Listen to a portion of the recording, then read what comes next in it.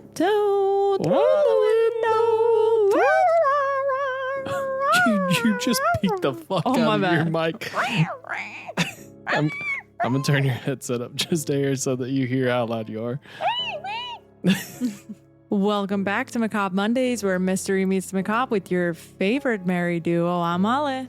And I'm Tom. Your guides through the strange, the sinister, and the spooky, where I tell the stories and he gets dragged along for the ride. Whoop, whoop. Choo choo. Okay, now we're making fun of me being Thomas the Train. Well, that's messed up. Today's episode is a special one because this is officially our episode. Well, this is officially episode 25.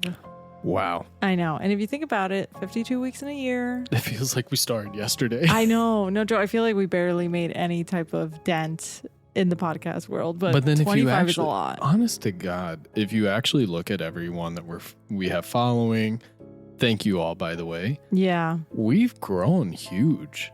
We have so many followers, and this is amazing. We have people in Australia, UK, shout out to our new friends. Yes, thank you guys so much. I mean, Canada too, the US. I mean, we're worldwide, baby. Sweet. We're like Pitbull, Mr. Worldwide. Mr. Worldwide, exactly.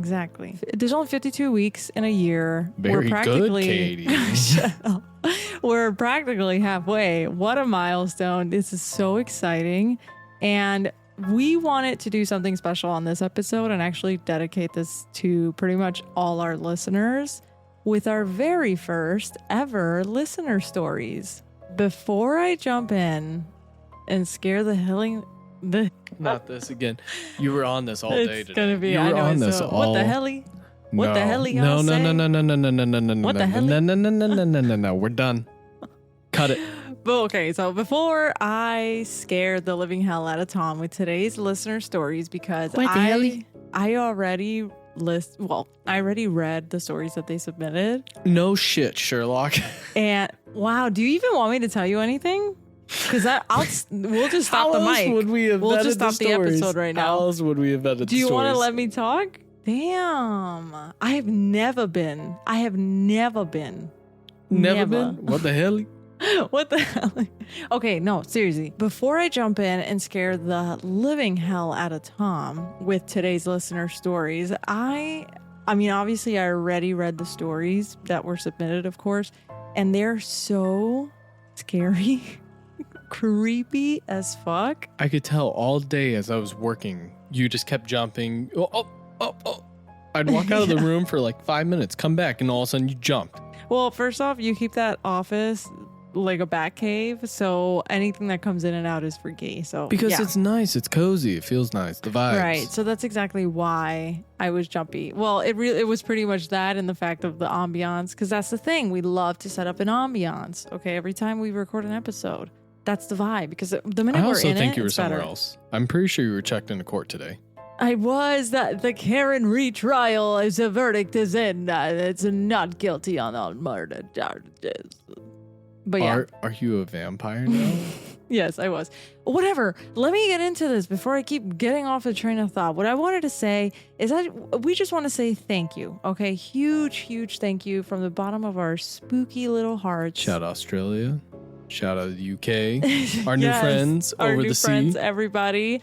Thank you guys for all the love, for all the support, the energy that you have given to Macabre Mondays. It fills our hearts, and we're so grateful. Kind of wild. I know, no, it really is. Like, no joke. Hearing that you guys are enjoying the podcast, that you guys are you guys want to listen to us? Yeah, like you guys tune in every week to listen to a wife that is absolutely fascinated with the creepy and the macabre and all the weird stuff and dragging her poor husband into the mix. Hey, I'm here for all husbands, and all husbands also need to be dragged into here. So I'm speaking to you wives. You're like, listen, drag your husband in. That's right. Drag him in. If Tom's got to do it. Husbands, get mad at me. It's okay. The husband's club. If I got to be part of this, you do too. It's very true. And it's funny because when I started Macabre Mondays, I just wanted to have fun with Tom, and I was already breaking down these cases from my detective couch, just telling him after he got home from work and being like right before bed. This took a drastic turn because now we have a podcast. We sit in a room with candles, red velvet. It's a dark room. This is terrifying now. Red velvet? What's red velvet? The tablecloth. Yes. I thought like a cupcake. Red felt. Red felt. You meant red felt, yeah. Red velvet. Yeah. But anyway, they know what you got. You know what I meant. They know what you got. And that's the thing. We thought like maybe there was going to be just like a handful of people that wanted to listen in. At the end of the day, we're like, whatever. It's just me. I don't have a 10-person investigative team or anything. It's really just me doing my research, going on my rabbit deep dives and stuff like that. So just to see that here we are 25 episodes in and somehow our little show has just turned into something so much bigger, all worldwide. I know we're not naming a couple of the countries either because we've been looking at the map and it's insane. It's wild. Yeah. It's truly wild. It is so surreal, and it absolutely warms our heart that just people across the globe are tuning in every week, connecting with us, helping create this weird little spooky community in the world where we can just share into the strange, the sinister, and the spooky. You guys are truly our like macabre mob, and we're still working on that. Not patented. Yeah, we're gonna come up with a bit. Like, yeah, we gotta brainstorm. We're testing everything, you know. Yeah, brainwash. What's wrong with you? We gotta brainstorm some spooky gang names or something that really go with the podcast. I do remember somebody that was a listener had said macabre mommy, and I thought it was the funniest thing ever. Like that. Yeah, but we need the poppies, you know? We gotta for the husbands. My poppy. But I don't think macabre poppy is doesn't cute. work. I don't like that. No.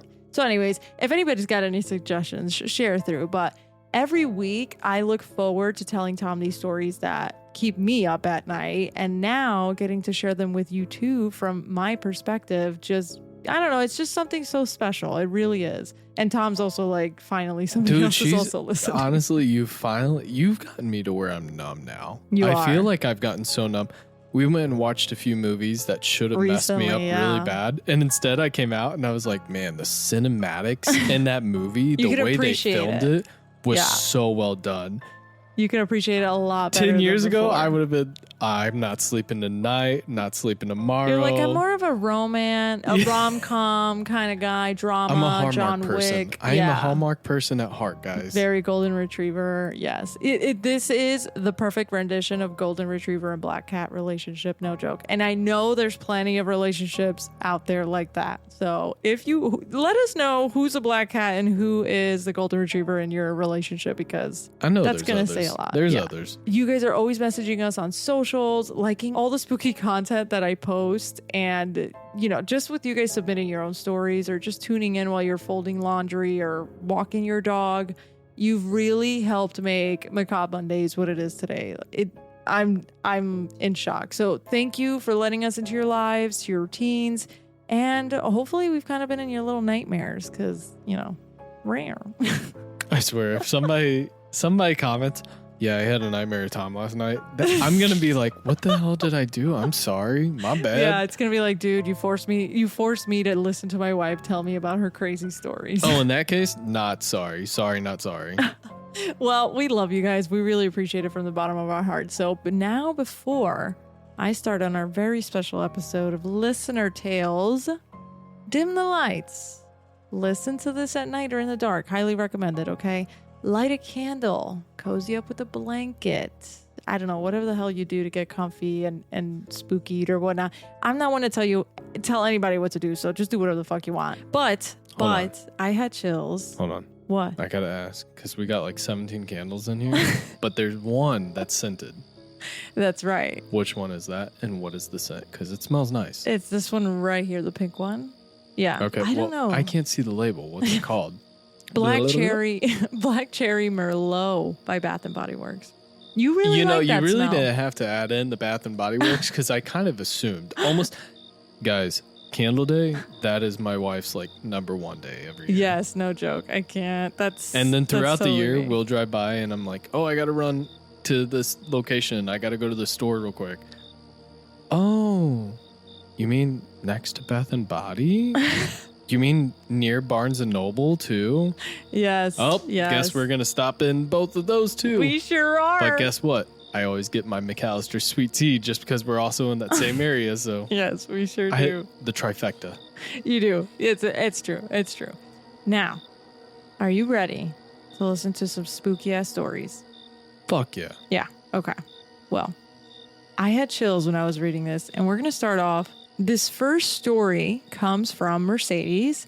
You can find her on TikTok at Sadie Michelle, which, by the way, everybody, I will post everybody's handles to whomever wanted their name to be mentioned in their story or whatnot. Or, if you wanted to remain anonymous, we won't mention anything at all, of course. So this first story comes from Mercedes. She sent in a creepy experience that she had. Now, she didn't title the story or whatnot, so I'm going to label it Mom's Upstairs. Oh, already not liking this. Are you ready? As much as I can be.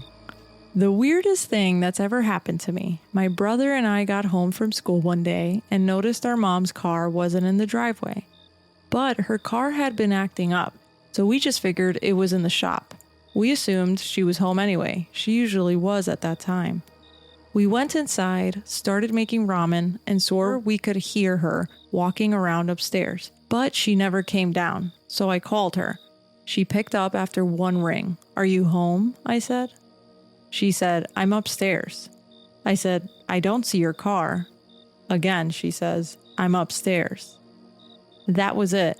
The call lasted about 30 seconds. She didn't say anything else. 10 minutes later, she walks through the front door. We asked why she said she was upstairs. She had no idea what we were talking about, swore she never even talked to me. I showed her my call log. It proved the call happened. She shows me hers.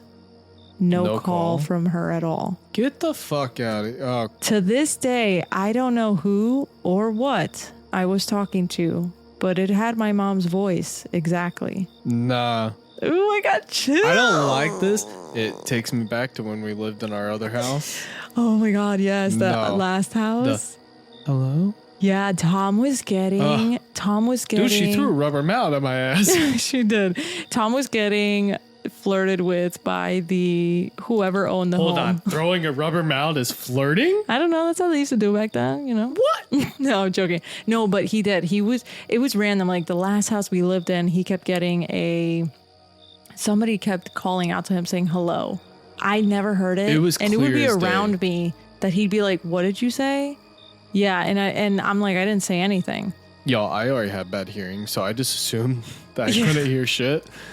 And so when I would hear it, and Holly says she didn't say anything, that shit freaked me out. There was one day, clear as day, I knew for a fact she was our house was really wide. It was one story and it was really wide. And I remembered Ale was in our room in the bathroom, so I knew she was on the complete opposite side. I was on the opposite side. And I was in our guest bedroom, which was kind of like set back in this hallway on the other side of the house. And I clear as day heard, "Hello?" Yeah, I ignored that shit because I knew where she was, and I immediately knew, oh, this is not her. I walked straight out of the hallway. And it's crazy because screw shit like that. You were so out. Mercedes, thanks for triggering Tom because he is not happy to know about that. And now I'm not going to want to sleep. No, I know. But that instance was so crazy, which also reminds me of here because you would call out. Well, you wouldn't call out, but she'd say hello and you'd be like, "Yeah, babe, did you call me? What'd you say? Yeah. What do you need?" And I remember those moments because you were freaked out, like super freaked out about it. Well, yeah, because you would always be, I didn't say anything. Yeah. And initially, I'll be completely honest. Initially, I was thinking, maybe my fiance at the time was going a little nutty. And then I realized very quickly when it started happening and you weren't home or you weren't anywhere near me, oh shit, yeah. She was telling the truth. No, and one of the times that whatever called, like that lady called out to you, I was right next to you, and I was right next to you, and you were like, "Did you hear that?" And I'm like, "Yeah," because I knew coming you were from right that hallway. Next to me, and it was one of those things that I just genuinely I knew in my head. I said, "Ale is right next to me. There's no freaking way she didn't hear that, because that was clear as day. It wasn't a whisper. It was as if you were talking at a normal inside voice. I know. Calling somebody down the hall. No, and it's crazy. Then we saged the house and he never heard her again, but it was crazy. And I mean, honestly, Mercedes, this story, I mean, let us know. Because I'm curious to know, like, did it happen again at all?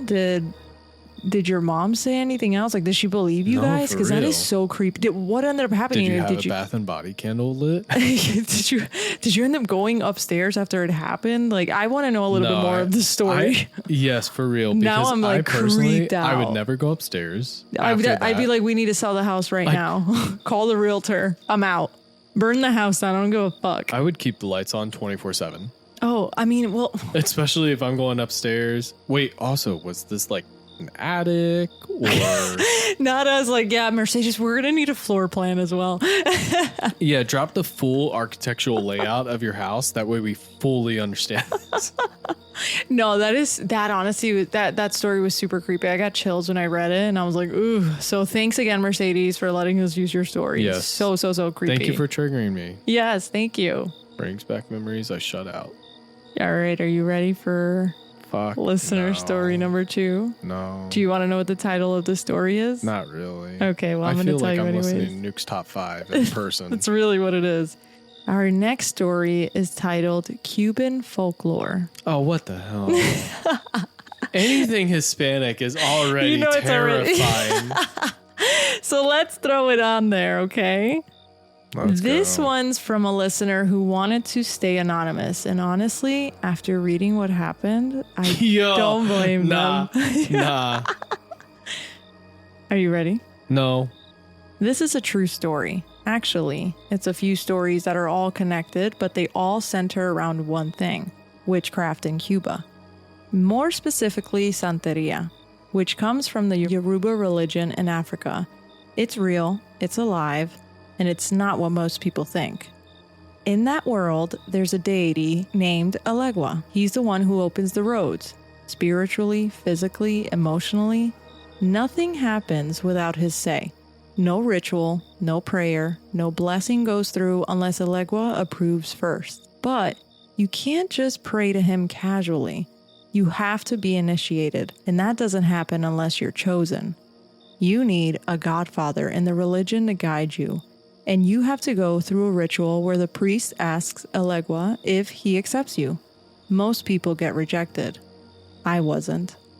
At that time, I was 12 years old. I had gotten very sick and no doctor could figure it out. It got to a point where my family didn't know what else to do.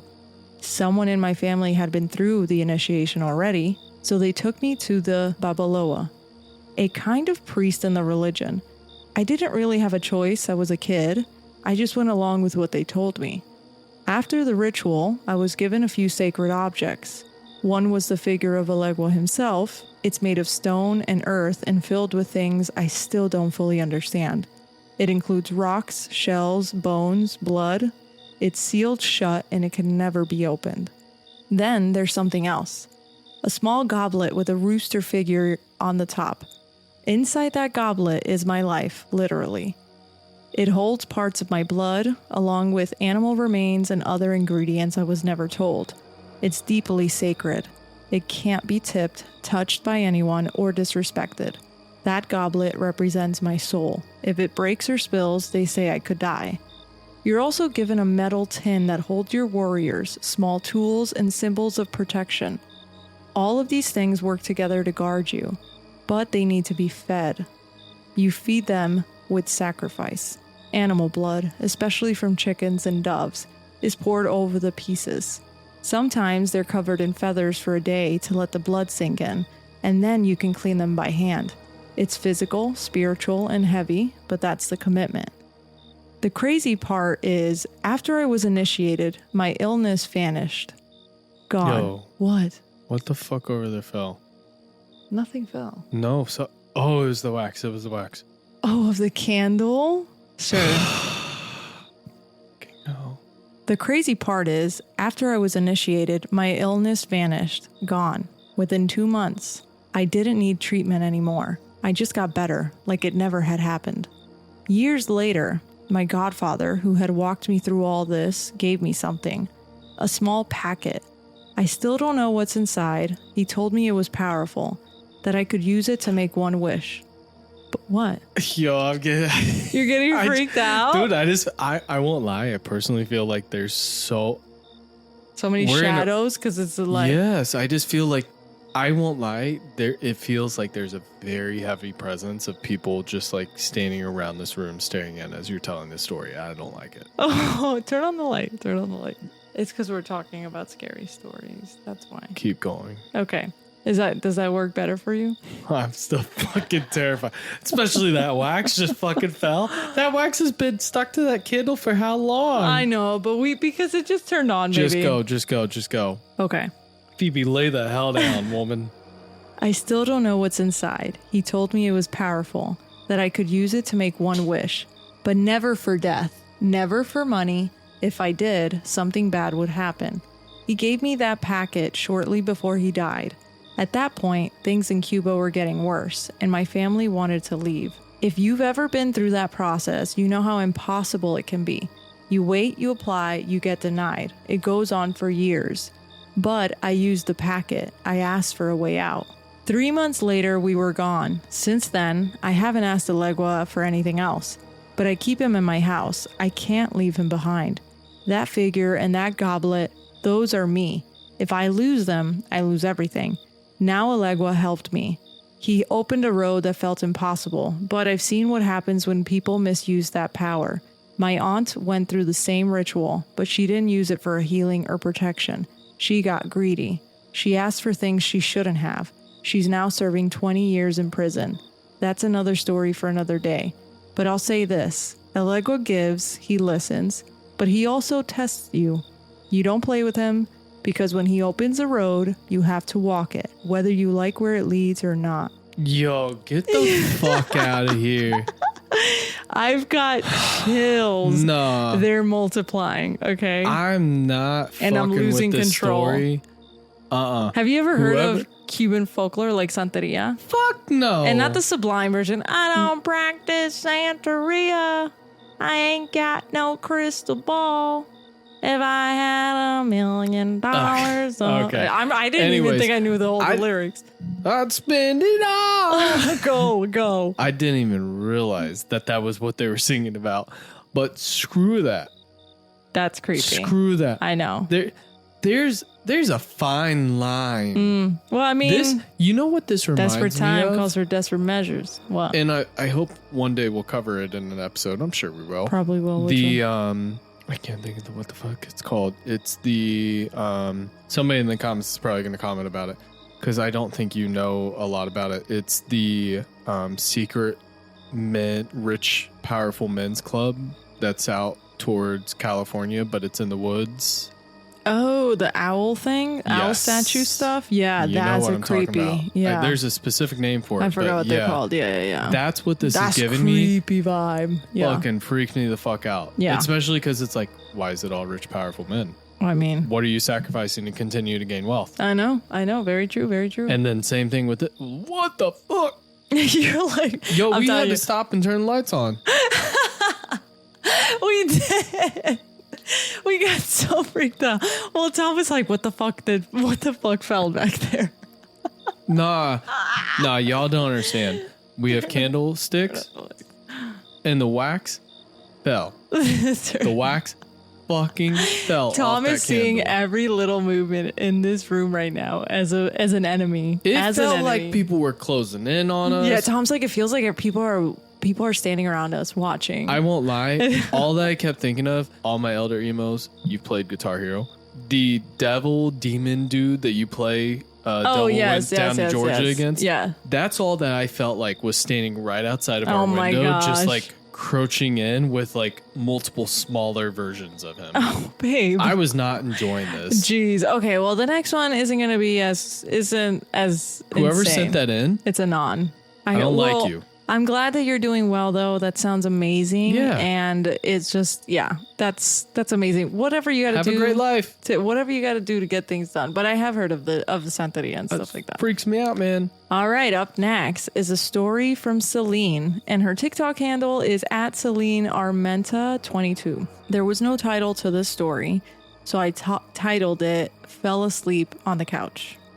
You're like, you know what? Not too bad. Not too bad. Sounds a little better. I'd do that. One of the creepiest things that happened to me happened a couple years back. I fell asleep on the couch while watching TV with my husband, and I woke up to hearing and seeing a little boy running around with a ball. I was about to tell him to stop because he can break something with it when I realized I wasn't able to. The little boy chased the ball close to the TV, and I heard my husband say the TV was acting up. I started to freak out when out of nowhere I hear, shh. I was able to see a woman and a man in the kitchen telling the little boy to keep quiet by signaling to him. He then pointed at me and then just stood there frozen, looking at me, making me realize they were fully aware of me being there. Yo. It's giving Insidious vibes. It's giving Insidious vibes. Celine, girl, what the hell? What the hell y'all say? One, why is your first thought?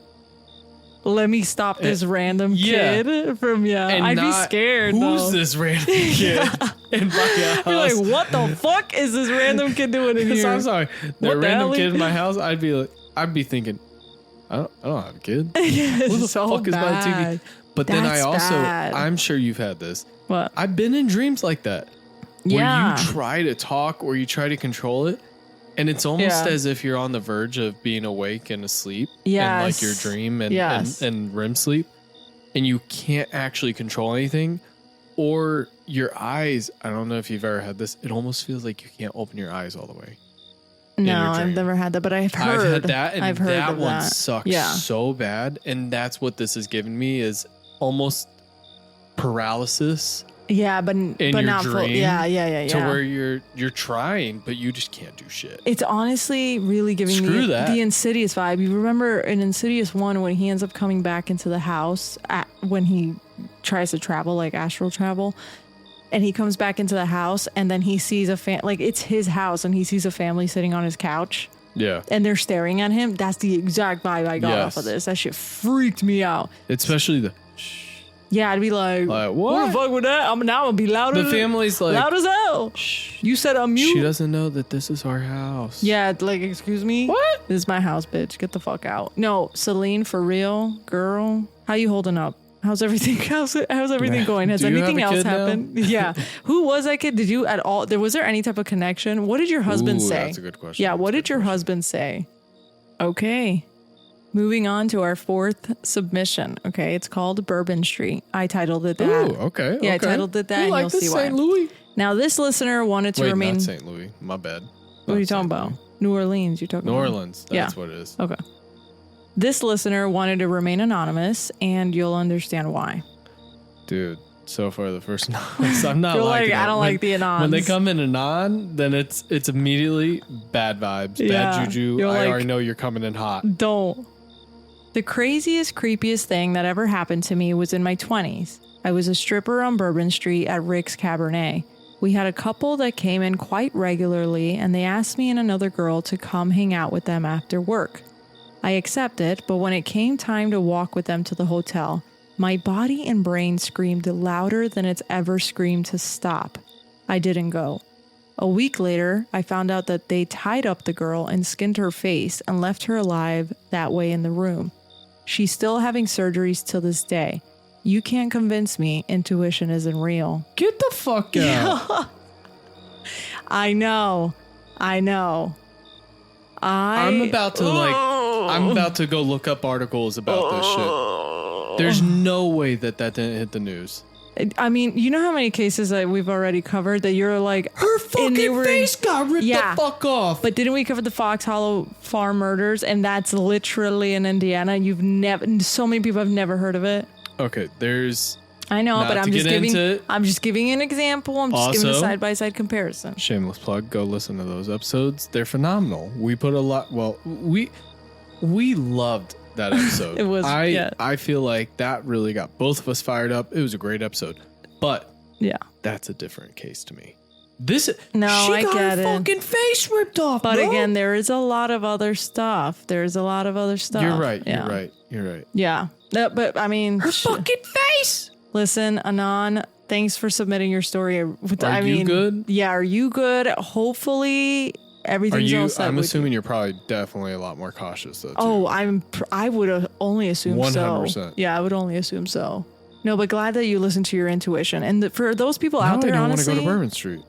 I mean, Bourbon Street has a lot of dark history. A lot of dark magic. Here goes another episode. I know. Well, thanks, Anon, for submitting your story. That was rough. Now, our next submission actually comes from a podcast over the UK. The Do You Dare podcast. I know we mentioned them before in another episode. And I absolutely love. Like I said, we are just so grateful that we just had this community that we're all building and getting to meet so many different podcasters out there, people that are also doing similar genres or their own spin on things. It's like the coolest thing ever. So, thank you so much for sending in your submission. Tom, are you ready? Yes. Okay. I also want to go visit them. Yeah, okay. Plus, I want to go to Clarkson Farms and get some jelly. Okay, we'll definitely do that. Hey, Ale, and hey to the one and only listener-in-chief, Tom. Oh, that's me. It's M here from Do You Dare podcast, and I promised to write you a listener tale, so here it is. In your best British accents, please. Oh, no. Okay, on to my story. I wouldn't be able to do it, I don't think so. Okay, on to my story. Actually, that was great. Okay, but I won't be able to keep it up. Diddly do. So this took place around the time when I was 10 or 11, and I have changed some of the names, but let me tell you about my maybe not so terrifying chimney. As a kid, I grew up in this old schoolhouse towards the end of this quiet street. Now, growing up on the Isle of Wight, there is some sort of nature and history everywhere, and this was true for where we lived at the time. The road at our end tapered off into a Gravely Farm track that led down to a series of working farms, and about 5 minutes away from was a castle that had been there since the 12th century, where we used to play a lot growing up. The road itself was quiet, and as children, it was the kind of road where you could ride your bikes and play freely, and it's during the time that I met a girl my age who lived a little further up, and for the sake of the story, I'm going to call her Piper. So Piper and I became best friends, and the way that you do at that age when you're in close proximity and you have the chance to hang out all the time, her and I were very alike, and we were at each other's house constantly. Now, one of the things you have to know about Piper during this time was that she was absolutely obsessed with Doctor Who, which for anyone who doesn't know is a British sci-fi TV show about a time-traveling person named the Doctor Who would fight aliens and robots, etc., and could actually be kind of scary at times, especially to a kid. But my friend loved it and had a huge crush on the actor who had recently taken over the role at the time, David Tennant. So Piper had called for a sleepover, which we'd agreed place at my house. So at the time, I had one of those old chunky box TVs in my bedroom, and she said she'd bring over her Doctor Who boxes, and we'd have a TV marathon.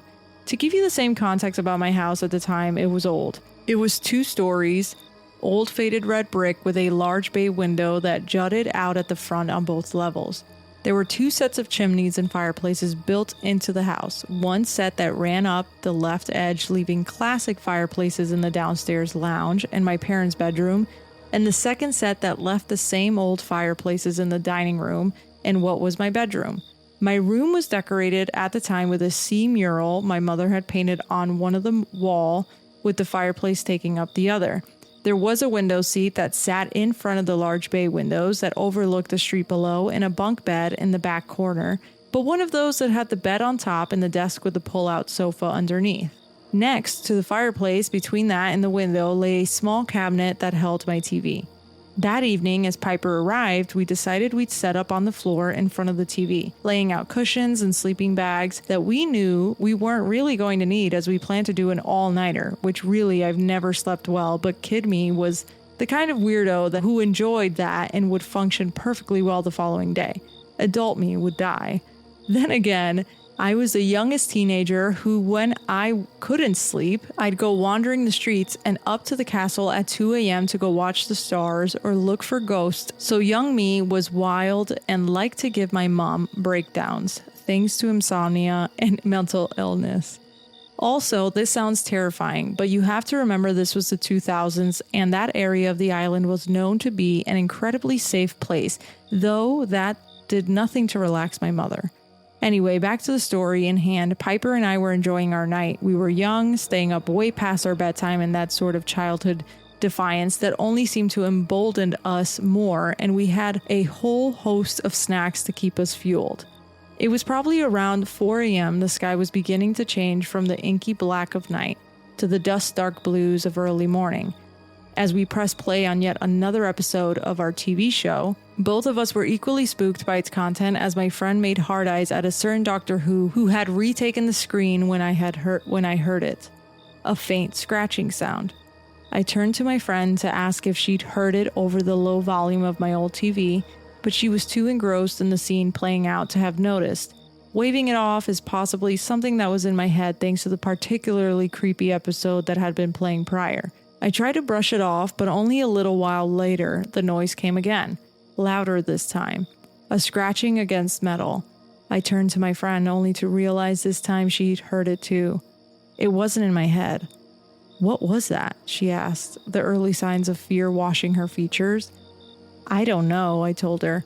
We lowered the volume off the TV even more, just waiting with bated breaths to see if the noise would show itself again. We didn't have to wait long for the eerie scratching to restart. "I think it's coming from the chimney," I pointed out. We continued to listen, and sure enough, we had located the source of the sound. We huddled together on our cushioned bed, debating who should be the one to get closer and investigate.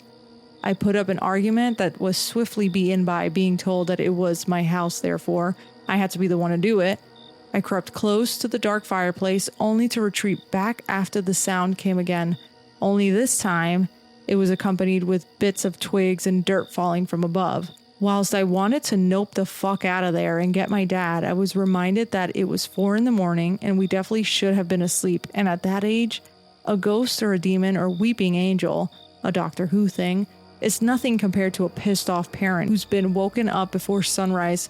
So instead we chose to take the tried and tested method of if you ignore the scary thing, it's not there. We turned back up the TV and tried to focus on the screen, but the sense of fear refused to leave us. We'd look over at one another as the sounds continued, making eye contact but refusing to say a word. It's not happening, we don't acknowledge it, it's not there, it can't get us if we pretend it isn't real. Another hour and another episode went by, but the noises never stopped. We tried unsuccessfully to ignore the sounds of our new chimney ghost, as I silently blamed my parents for picking up an old-ass creepy house with retro chimneys when they decided they wanted to start a family. All of a sudden, we heard a bang, the sound of something dropping. Piper let out a quiet yelp as I felt my soul leave my body through my ass as I jumped back, startled by the noise that had come, once again from the chimney. I've never been good with noise jump scares, and I'm still not, a source of great amusement to my fiancé every time I suggest we watch a horror movie. I held my breath once more as she forced me forward to go and check it out. As I get closer, another noise sounded, a frantic flapping, a panic squeak. What the bloody hell is the ghost doing? I asked myself. Then I plucked up the courage to put my head up into the fireplace and look up at the gate, and that blocked the shaft of this chimney from the bit below. My friend still staring anxiously at me, startled as I let out a deep laugh. "Some ghost," I said through my watering eyes, unable to stop the belly laughter that now seeped from my chest. "We spent the past few hours terrified of a pigeon that's now fallen down the chimney." Yeah. So that's my tale of how terrifying chimney ghost just turned out to be a pigeon with no sense of direction. If you're ever wondering about the fate of the pigeon, my dad did get awoken and saved it from the fireplace before releasing it back outside. And if I had $1 or $1 for every time a bird fell down my chimney in an old spooky house, I'd have 2. Which, as Dr. Doofenshmirtz from Phineas and Ferb would say, isn't a lot, but it's weird that it happened twice. And it did at least 14 years later when a baby seagull my fiance decided to name Shankly after the Liverpool manager came tumbling down my new chimney as well. It was also rescued and taken to a bird sanctuary. Maybe in the future I'll tell you about the castle I grew up by, the lady in red my fiancé is convinced haunts our current house, or the times my friend Piper used to sleepwalk and say the most demonic things. But for now, that's all, folks. Hope you enjoy my not-so-scary tale, and if you like that, Ali and Tom, do please come check out their British sibling counterparts over at our podcast, Do You Dare. Keep making great content, and keep being the amazing listener-in-chief that the world never knew they needed. All the spooks and scares from your friends across the pond. Aw, thanks, Em. That was so funny. I really didn't know where that was going to head.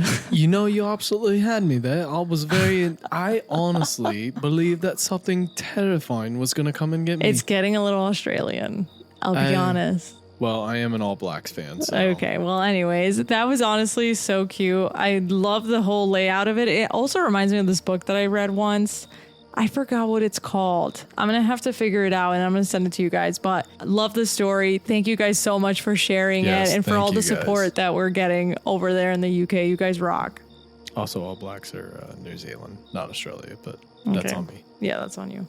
Now, how are you feeling, Tom? Because we've come to the end of our first listeners episode. Well, to be completely honest. Yes, be honest. I feel good with the way that we ended. Right. Bam, thank you. You guys made my day. That was a great story to end on. Yeah, because I was kind of on the edge of my seat. I'll be completely honest. Initially, I was kind of leaning, oh, is she going to say that it was a squirrel? You're like, no way. And then it ended up being a pigeon. So I appreciate I was thinking some type of murder at first, but that's where always my head goes, like, I was going to say, dead you're body. Also very, murder. You are also very protective, so... Yeah, you know, you're always on edge. Yeah, and I think it was a good way to end the episode because the other... Whoever number one Anon was, you're not allowing me to say tonight. So thank you. Thank you very much. Look at your phone because of the photos I sent you. That was just kind of showing you more of the Cuban folklore. That's all, folks. That's just one wife traumatizing her husband, one story at a time, okay? Not having it. Now you want to go watch Mickey Mouse Clubhouse? Yes, I would like to go watch Mickey Mouse Clubhouse. Actually, you know what? I'm going to go watch Family Guy. Yeah, I was going to say Family Guy is always a nice pick-me-up, especially when I'm feeling spooks, when I'm feeling super spooks. But people, please, please, please, please keep sending your stories. These were honestly so much fun to read and also so creepy. We got the chills, no joke. Tom was not feeling good during this episode. No, there was a few times that I genuinely wanted to just turn the lights on. Well, we did turn on the lights at one point. Okay, we don't have... Okay, you're right. We did. We did. And we had to change the TV. We had an ambiance on the TV. Now we have a guy... He's got a kitty cat. Yeah, he's got a cat. He's rubbing some bowls. Yeah. Yeah, you know, what is that called? The sound fucking thing? Hold on. It's the bowls that make like music and stuff. They're the... Fuck. I lost it. Anyways. Whatever. Yeah. Oh, the frequency sounds or something. Yeah, whatever. Anyways, send in your stories. This was honestly so much fun. Hey. Well, that's my line. Oh, yes, it is. Let me do mine and then I'll let you do yours. But hit it. We hope you guys enjoyed this episode. Thanks for joining us today on Macabre Mondays. Don't forget to subscribe so you don't miss a single episode. You can find us wherever you listen to podcasts. And as Ali already tried saying before, if you have a story that's downright strange, sinister, or just spooky, doesn't matter how small it may be, we want it sent our way. Yes. You guys absolutely crushed it. For our first listener episode, this has been freaking amazing.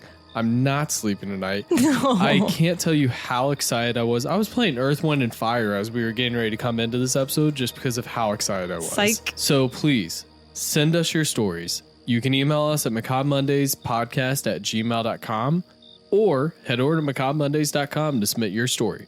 Yours just might be featured in an upcoming listener episode. Follow us on social media by searching Macabre Mondays for photos of today's episode, updates, and a little extra spooky fun. We'll see you next Monday for another sinister, strange, and spooky episode. Stay tuned. More mysteries just around the corner. But until then, stay curious and stay safe, everyone. Bye. Bye.